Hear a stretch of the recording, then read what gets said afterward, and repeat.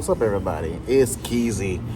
I'm up early today, and today we have a different video. There's another video from What Culture, but I think it's the first time we've done the ups and downs for a wrestling show from What Culture here. Got the homie Simon. He's gonna be opening. He's gonna do the ups and downs for Crown Jewel. Now, I did watch Crown Jewel yesterday. Ooh, excuse me. And I'm gonna give my thoughts real quick before I let Simon talk. I personally thought it was an enjoyable show. I think it was a really enjoyable show. I think for the most part the crowd was not it. The crowd was not it. They were lit for the Drew and Seth match. They were kind of lit for the Fatal 5-Way women's match. But then again, but after those two matches, they were just stagnant. They barely made any noise. Like, they didn't make any noise, like almost at all. They got lit a little bit more for the Cody and Damian Priest match, and they got lit for the main event. It's just the middle parts of the show, they were silent. Then I would say this: the crowd can make or break a wrestling show. So most people, they might say it was a bad show. It was a bad crowd, not a bad show. The wrestling was actually pretty entertaining. They were lit for the Sami and JD match. Everyone loves Sami Zayn. JD is a really, really good wrestler as well. But that was on the pre-show. I was gonna talk about the main show. It's just they were just quiet throughout the night. And honestly, if you want to watch the show, I would say watch it. Watch it for the wrestling. Just don't. Focus on the wrestling. That's what I would say. Focus on the wrestling part, because their crowd was just not it. I would say probably the match of the night was probably Seth versus Drew. Seth versus Drew, really entertaining match. There are those fans who I don't understand. Oh, look, you know what? I'm gonna get into it in a second. Let me start the video. I'm gonna get into it when he gets into it. So you are not going to believe this shibbity-doo-doo. Also, hello, my friends, and yes, welcome to yet another episode of Ups and Downs. I mean, there's two today, because wrestling keeps firing out the shows, and we did go to Saudi Arabia, and we did have Crown Jewel. Within about 10 minutes, this was my face, because I could not believe what life had presented to me. Let's up those downs. But yeah, on the pre-show, it was JD McDonagh taking on Sami Zayn, and Sam hit the haluva kick. And he hit the least devastating move in all of sports entertainment, the Blue Thunder Bomb. So, for those of you who don't know, he always called it the least devastating move. He never wins with the Blue Thunder Bomb. It's a fantastic move. He just never wins with it. Except yesterday. He finally won. And did it work? Yes! Yes, it did. So I lost my damn mind, and straight away everyone on the internet is all like, oh yeah, Simon, but he beat AJ Styles with it once. That's my point, you absolute goobers. Go and look at the success rate of this maneuver. It sucks. So I couldn't believe it. I actually fell on the floor, started having convulsions, and I had to check that I hadn't entered the Phantom Zone. Thankfully, I surveyed the area, and I couldn't see General Zod, so I thought it was okay. So honestly, I am going to give it an up, just because this shocked me more than CM Punk returning at Survivor Series, if that were to happen. I mean, the Blue Thunder Bomb won a match. I mean, what's next? Me with hair? Love to see it. Maybe not. This is a metabolism killer. This is a metabolism. I'm not getting ad blocked, I'm sorry. Even when we probably had our match of the night. It was Drew McIntyre versus Seth Rollins. Yeah? Why? Why did you do that?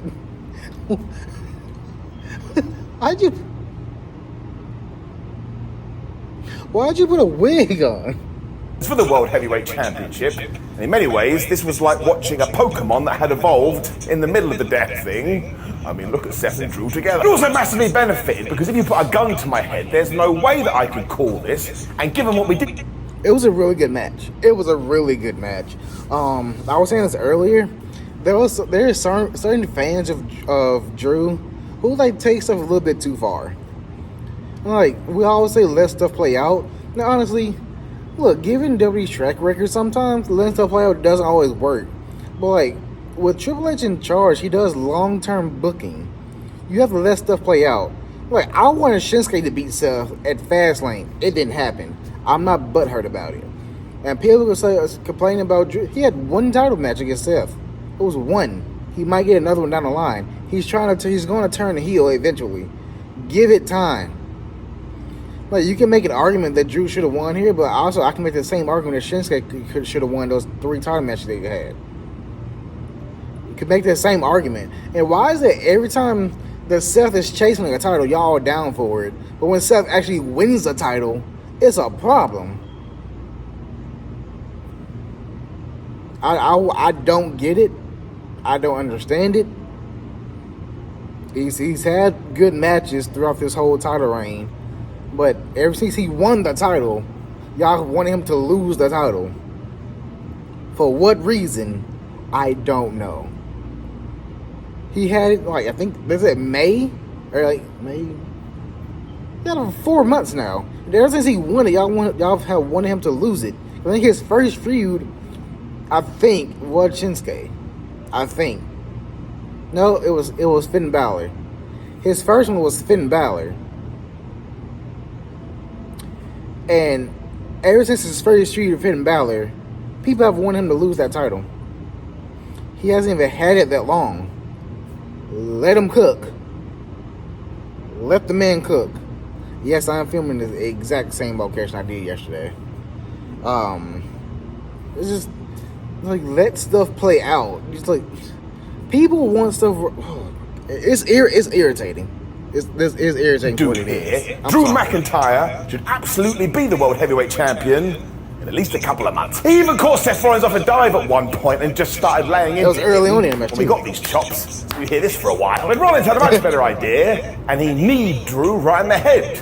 I was like, yeah, that'll do it. This led to the Falcon Arrow, but when Seth went for the damn superplex, that got turned into the Future Drop TDT when we got our first 1-2, and from here it was just escalation. It just went up from there. WWE really want you to believe that the Scottish Warrior was going to win. And Rollins was able to finally score with a dive, which is a lovely life lesson. Never give up on your dreams. At this point, I was like, wait a minute, isn't Seth Rollins meant to have a bad back? I think they remember too. He does not sell his back well. I will say that, because that whole feud with Shinsuke was targeting his back. He barely sold it like the next night, or even the next move. I would say like that you can critique that. That is a fair criticism. That the selling of the back is not there. I will say that, and because selling is important. You gotta make people believe they're actually hurt. Sometimes his back actually is kind of screwed up. He just doesn't sell it properly. Because McIntyre threw him into the Simba the Steel Steps, and the commentary team were like, oh no, Simba the Steel Steps? And in about 10 seconds, we totally forgot again. McIntyre then went for the Claymore when Seth Rollins ducked, and he came back with the curb stomp. And honestly, the ref went 1, the ref went 2, and the crowd went ooh, because Drew McIntyre kicked out. That's when I knew we were in for a roller coaster ride. We were doing WrestleMania finishes. It then happened the other way around too, because Rollins went for the Phoenix Splash, totally missed, and he got Claypored, and we got another 1-2 ooh. So I started stroking my non-existent beard and itching myself for some reason. What the flop is going to happen? It's not itching yourself. You were scratching yourself. You don't itch yourself. The itch is the feeling. You're itching. You scratch the itch. Stop saying you're itching yourself, people. You are scratching the itch. You don't itch yourself. Ah. But this is the part of the match where people start. Shut up. Watch good wrestling. What we did do, though, is the back and forth then continued, and because Seth had hit Drew with so many moves, eventually McIntyre stumbled into the pedigree, so Rollins gave the curve stomp, and he got the 1-2-3. So now, Drew can have no more excuses. And do you know what a man at the edge of his tether does when he has no more excuses? He turns heel. When this does happen... Exactly. Like, that's the point of all of this. That's literally the point of all of this. Like, he lost fair and square. He doesn't have any more excuses. You tried to get your title back at WrestleMania against Bobby Lashley. You lost because you distracted yourself with MVP. MVP did nothing in that match. You distracted yourself. Second time, you fought Roman Reigns. You got cheated. Understandable. The third time against Seth, you lost fair and square. There's nothing else you can do. So guess what? All those times, like, he's been justified of his, like, Jey Uso went to Raw. He was mad that Jey Uso was on Raw. He's mad that Jey Uso was on Raw because, motherfucker, you cost me the title. I'd be mad too. But everyone's trying to go against Drew for some reason. And as well, it's going to be beautiful, because I would argue that across the entire wrestling landscape, Drew's character arc is one of the more interesting.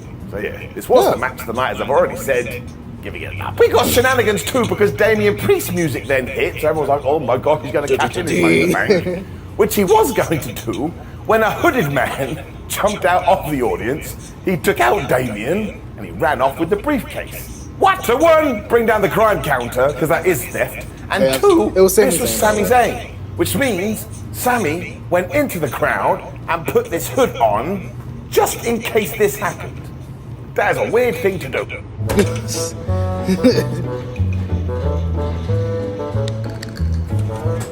I did like this though, because we haven't teased this for a while, and you do want to keep the fact that Damian Priest is Mr. Money in the Bank in your head. So yeah, plus it all tied in, because then we cut to the back. Drew McIntyre was all like, man, I'm such a sad panda. When Rhea Ripley walked by, I was all like, ha ha ha. Yeah. Right. She just gave him that look like, I tried to tell you. Rhea just gave Drew like, tried to tell you. Could have listened to me. Maybe he will. As we had just seen the Women's Champion too, we went right into that match. So it was Rhea Ripley taking on Shayna Baszler, taking on Nia Jax, taking on Raquel Rodriguez, taking on Zoe Stark. I think I just said somebody's name twice there. I don't know. I mean, it's basically half the roster. It was always going to be a bit chaotic because we did have 5 people. But essentially the early story was Nia Jax is a monster and she's going to squish everyone. So she... Also, Nia Jax, she has a banger theme song. I listened to like, hey, hold up. You just got kind of a banger. Then there was I think he's going to talk about, but there was a spot in this match where Shayna locked in 3 submissions at one time. It was nice. It was really good. She really was throwing everybody around too, including Rhea. And this is when we do need to give Ripley more props, because she was selling for everyone. I mean, at one point she got hit with the Zoe 360, and she fell to the floor like she was dead. That's how you're supposed to sell the move, guys. Jax had to break it up. So I suppose Zoe can now claim, excuse me, I was about to win the championship, as Raquel Rodriguez may be able to too, because she hit the bomb of power, and she too got a near fall. That one just didn't work. Baszler then decided she had been left out, so she was applying triple submissions. And I still find it kind of crazy. She's basically an afterthought at the moment, even though she retired Ronda Rousey. So for goodness sake, go out there and get a story for her yesterday. Around about this point too, Rhea had decided, you know what, I'm going to hit an avalanche riptide, because I'm just that kind of a guy. And given that she saw that Raquel Rodriguez was about to pin Shayna Baszler. Okay, he didn't talk about this one. There was a point where I think it was Rhea and Raquel and Shayna on the outside. Zoe got on top rope and jumped over the camera. Like, there was a dope angle, but cameraman fell. Like, if you haven't seen this match, it was a fun match. Go watch the match. She basically did this riptide onto every single person when she looked at Baszler and thought, you have been totally mushed, because she was on the bottom. 1, 2, 3. So Rhea Ripley did retain her title, and I thought we all saw that coming. So I don't really get what the direction is now. Also, I always tell you, and I will tell you again, as big as a star as she is right now. Like, Raquel went for the pin as Rhea was going for the riptide off the top. Like, Raquel, just wait till she does the riptide and throw Rhea out the ring, then pin. Raquel, you could have been champion right there. 2024. The nightmare is going to get even bigger. You can just smell it. This was fine up when Solo Sikoa killed John Cena. I'm not kidding. I mean, that is hyperbole, but still. And it kind of ties into John Cena's feud with Austin Theory, because maybe he thought that one... Why is there a blank picture on the screen? They need to talk to the editor. There's a blank. There's a spider. But there's a blank picture on the screen right there. They should do something about that. Didn't work, and now he's turned his attention to Solo. He's trying to make him into a megastar. This basically went Sikoa destroys, Sikoa destroys, Sikoa destroys. Cena comes back with one of his moves, Sikoa doesn't care about it, and it goes back to the destroyer. Even the STFU didn't work because Solo just came back with a hip attack. And when Cena went for the 5-knuckle shuffle, Sikoa was like, well, I'm just going to hit you with the Samoan drop. This is totally fine. He is Samoan. He then kept on going for the spike, and John was able to avoid it to begin with. But when he eventually did score with it, he hit it again, and he hit it again, and he hit it again, and he hit it again, to the point I think he had decided, well, I'm not a big fan of the larynx, so I'm going to rip John Cena's out and eat it. I mean, it's got so brutal, that kid from The Simpsons turned up and was all like, stop, he's already dead.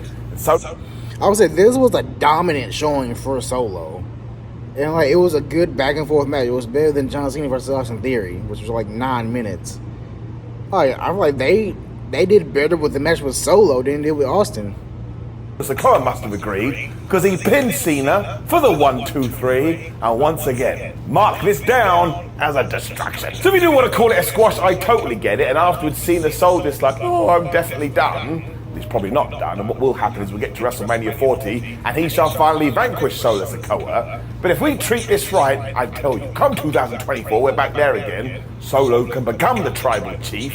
This was very well done, and really quite surprising. I mean, look at my face. Up. And then we got some nonsense next. It was a decent Now, match. look, this wasn't necessarily designed for you, and it wasn't necessarily designed for me, but it was designed for the people in the arena on this evening. Sometimes that's just what you got to do, and you It's called fan service. just got to accept No, it. for Because the Miz home did indeed fans, welcome not out us, local but celebrity Ibrahim Al-Hajij, and then Grayson Waller came out and said, I don't like you. So the Miz beat up Grayson when Ibrahim hit people's elbow. And he did it with the biggest smile on his face. And I was like, good for you, son. Good for you. So once again, if you did look out in the fans, you could just see all their smiling. I just want to say something real quick. I think they're trying to turn Miz into a baby face. Don't do that. He is not a good guy. He should be a bad guy all the time. Because you just want to hate him. You don't want to cheer for Miz. Just keep him a bad guy. Faces. So no up, no down. I wasn't massively enjoying it, but I wasn't massively against it. I suppose I did enjoy it because again, it's nice to be nice, and it's nice to see people enjoy nice things. I don't know how we got here. Let's just move on. Because out came Logan Paul, and he has now come of age. He is the brand new United States heavyweight champion of the world. That's not what it's called. I mean, this is always going to happen eventually, but still, Logan Paul is some kind of wrestling savant. It's only like his 8th match, and if he does. This was a good match too, and the crowd was quiet. That's what I keep saying. The crowd was quiet for most of this night. Like you notice this at this match. Like I noticed for the women's match too. Like they were making noise, but for the most part, like this, is sitting on their hands. This is what they were doing. They were sitting on their hands. Like you paid to go to a show. Make some noise, guys. Make some noise. Tied to take it seriously, as in go full time, he could easily become the world champion. I ain't kidding you. He is that good. The fact is, 90% of hair loss cases in men are caused by scalp condition, which is the consequence of one bad. It mostly doesn't help that he was working Rey Mysterio either, one of the best of all time. And yet, at one point, Rey went for this springboard moonsault, and it looked like he was going to land on his head, and Logan became some kind of wrestling veteran because he caught him and gave him a power slam. Now, this has caused a mass debate online with people saying, oh my gosh, Logan was in the wrong position. But that ain't the point. Even if he was to blame, he was still able to move himself into the right position. Rey Mysterio's neck and this move looked really cool. Again, my friends, he's only had 8 matches, and he is miles further along than some people that have been doing it for 10 years. Paul also hit his buckshot lariat that he hits at breakneck speed, so it looks so damn good. When we went back to SummerSlam, because some member of his team passed him the brass knucks. And I was like, what are you doing, WWE? Stop letting him get away with this. I really didn't want to be punched in the face with a weapon, so he pushed Logan Paul in to reach the ring post, when finally Santos Escobar came down to chase away Logan Paul's friends. And I was like, yeah, this is like, they don't see Santos also got his hands on these knucks, but man, he was a silly Billy. He left the brass knucks in the ring. He did that on purpose. Santos did that on purpose. You can't tell me otherwise. Because as he was chasing people away, he put them on the ring apron. So as soon as Rey Mysterio had hit the 619 and he was going for the splash, Logs had these things, he punched Rey in the face and he beat him. Santos did that on purpose. He's now got gold around his waist. I also thought this was really damn clever too, because you can play this both ways. Either one, Santos did make a mistake here, or two, as we have been talking about, Escobar is going to go heel on Rey Mysterio, so while it looked like he placed him there by accident, actually, he was setting up Logan Paul. And also, I think, I don't like Logan Paul, but he's so good in the ring. He is so good in the ring. I don't like him as a person, but he is so good. I can't deny it. He's good. He's like he's great. And I think him especially with the following that Logan Paul has, it's best that he is United States champion. Look, he's had 8 matches and he's been putting on bangers. He's been putting on bangers. You can't deny it. You can't deny I think him being champion is best right now. I think he can get more eyes on the product. He's actually good in the ring. I don't know if he got. It's just curious to see if he's going to show up more. That's going to be interesting to see.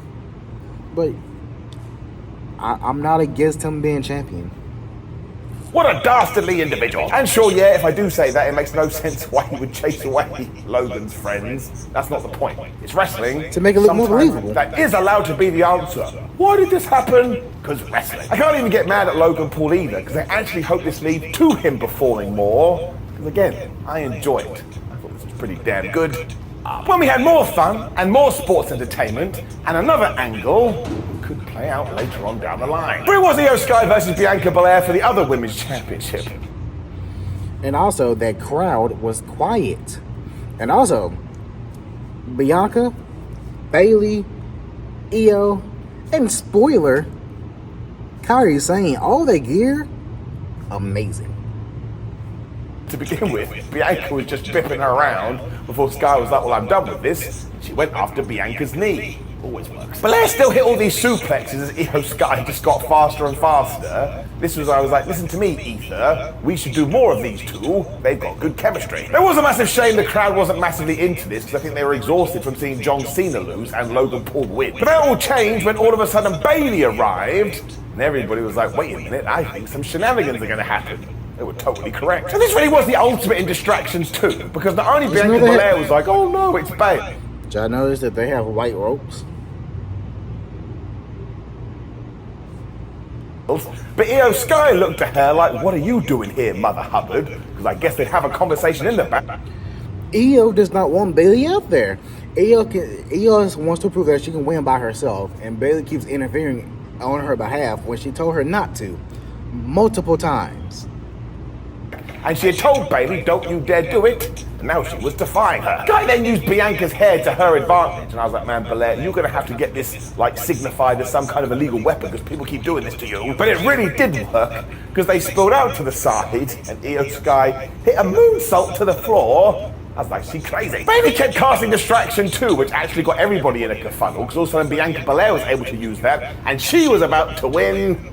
Till she did. Because for her protection, K5-wise, we got a massive surprise on a Saudi Arabia show, maybe the biggest one yet, because who returned to WWE to align herself with the champion?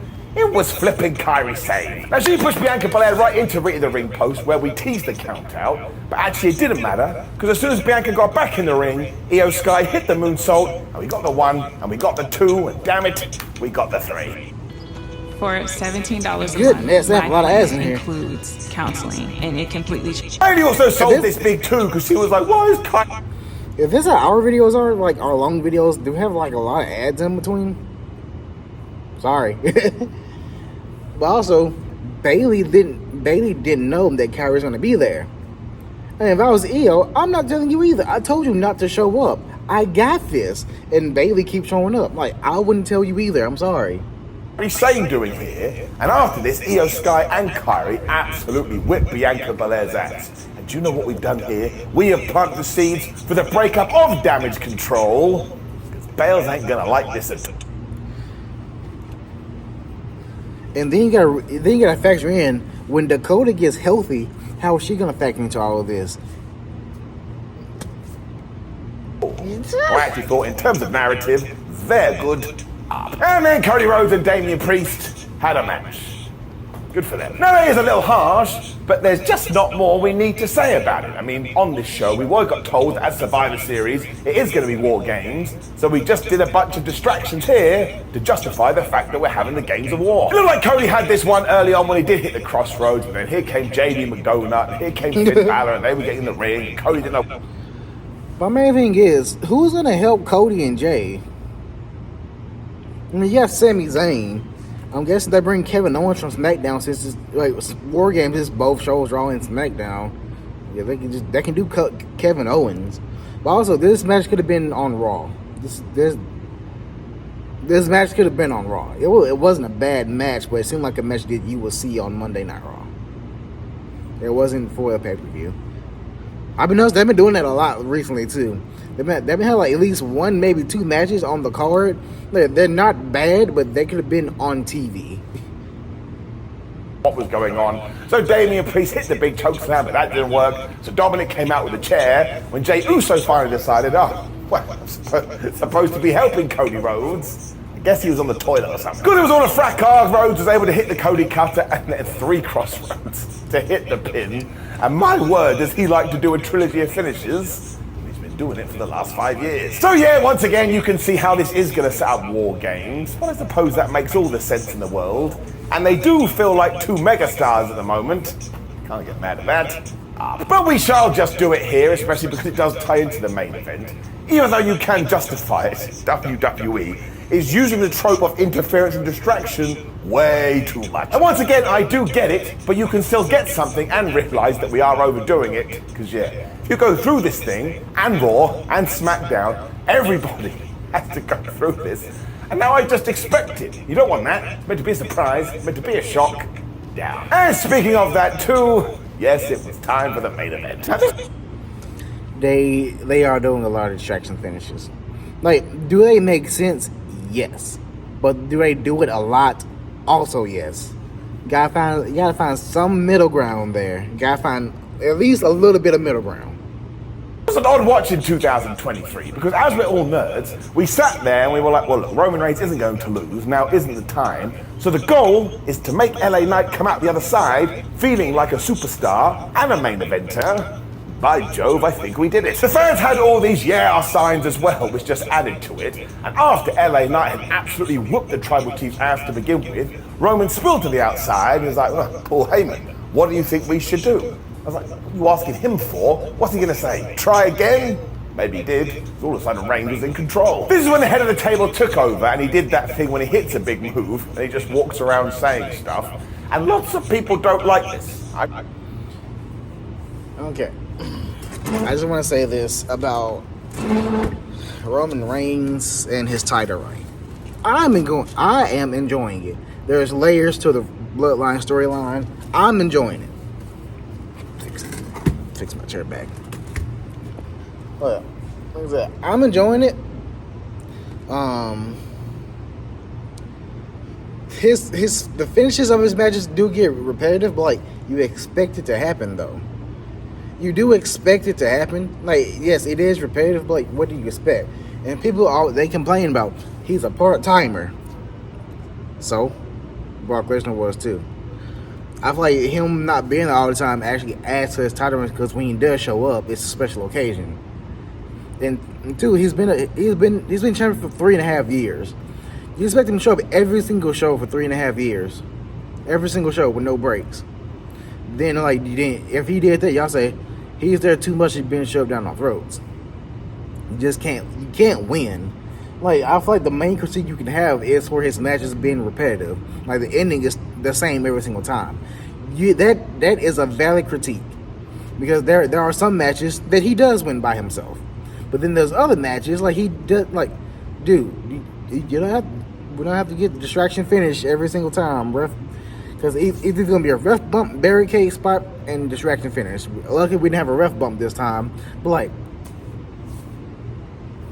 the finishes are the same. Like, you can critique that. Him not showing up, it adds to it. It just adds to like Like when Brock was champion, he barely showed up. When Brock did show up, you sat there and you watched it because he added to it. It made it feel more important. Like when Roman shows up, it makes the show feel more important. Like I said, he's been champ for 3.5 years. He's not gonna be here every single week. Then y'all can say he's been shoved down our throats like y'all doing with Seth Rollins and the other champion. Cause like that's the thing with wrestling fans. You're never satisfied, are you? Never really satisfied. Y'all can see the sun is starting to sun right now. Well, let me get to the end of this video.